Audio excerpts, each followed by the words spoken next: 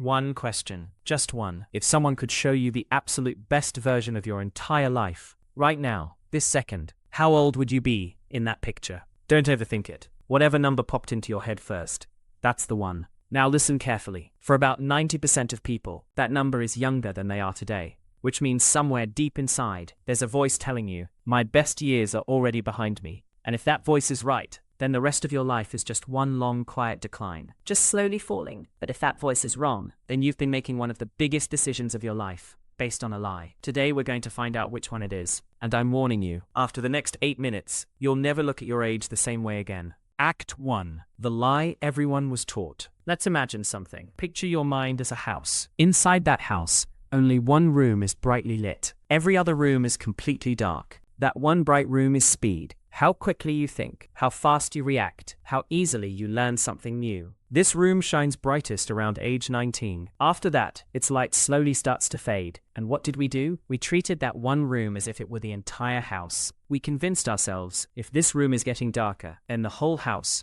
must be falling apart. But wait a second, if only one room is getting darker, where are all the others? What happened to them? Nobody ever opened their doors. Act 2. The rooms nobody ever opened. One room holds your memory. It keeps getting stronger until around your mid-20s and barely declines through your 30s. Another room is responsible for recognizing faces. That one actually keeps improving well into your early 30s. But then, there's one room that's even more surprising. The room that lets you look someone in the eyes and sense whether they're lying, hurting, or hiding something. The ability to read people. Here's the shocking part.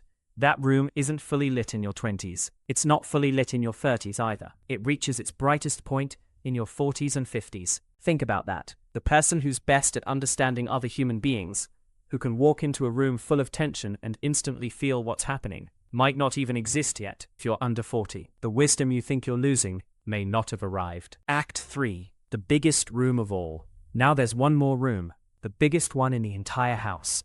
Everything you've ever learned.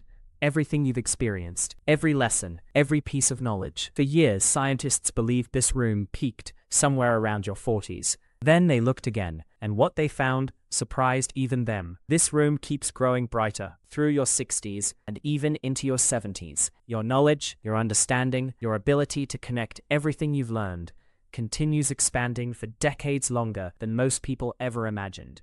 So tell me, where exactly is this peak everyone told you about?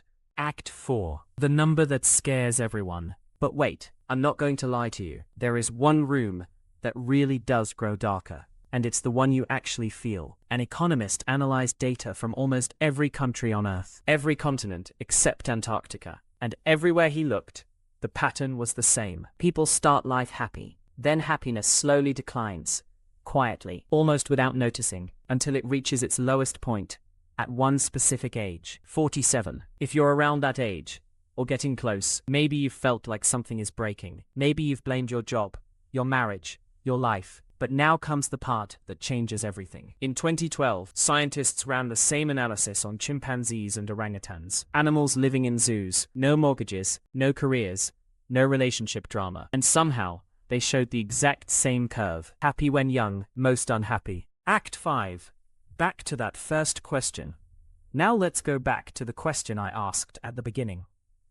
The age you imagined as your best version was probably wrong. Because there isn't just one best version of you. Your speed peaked around 19. Your memory reached its strongest years later.